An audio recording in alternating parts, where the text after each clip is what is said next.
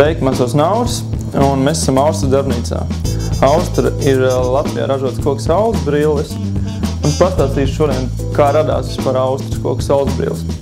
Ideja par koku saules brillēm radās 3 gadus atpakaļ, kad es vēl studēju, un faktiski vienkārši pats vēlējos iegādāties saules brilles. Un pēc kādiem ilgākiem meklējumiem es neatradu nevienu saules brilles, kas man patiktu, un iedomājos, ka varētu pats uztaisīt, un tad tas man sākumā likās smieklīgi, protams. Bet tad es iedomājos, kā varētu uztaisīt, un radās ideja no koka taisīt saules brilles. Un faktiski no sākuma vairāk izteica to kā joku, bet beigās tā ideja vienkārši nāca atpakaļ, un es vēlējos tomēr pamēģināt uztaisīt. Tad pirmais, protams, kas mūsdienās, ko mēs darām, mēs pastamies internetā, vai tas ir kaut kas atrodams par to, par kādu lietu. Un faktiski es ierakstīju Googlē wooden sunglasses, bet es neatradu gan nevienu saules brilles, atradu beigās pēc ilgiem meklējumiem tikai vienu firmu, kas tirgoja saules brilles par ļoti lielām summām. Un tad man liekas, ka tas tā diezgan interesanti, kad tik vienkārši lieta, bet viņi nav pieejami no koka.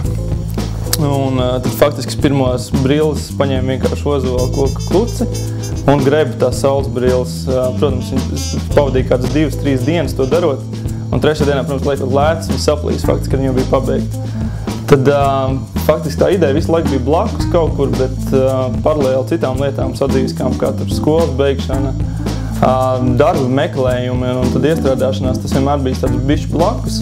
Un tad faktiski mēs šeit esam 3 gadus vēlāk, kad tas produkts ir nost līdz finālam, kad es varu ielikt, uztaisīt koku saules brilles, tās nesaplēšot. Un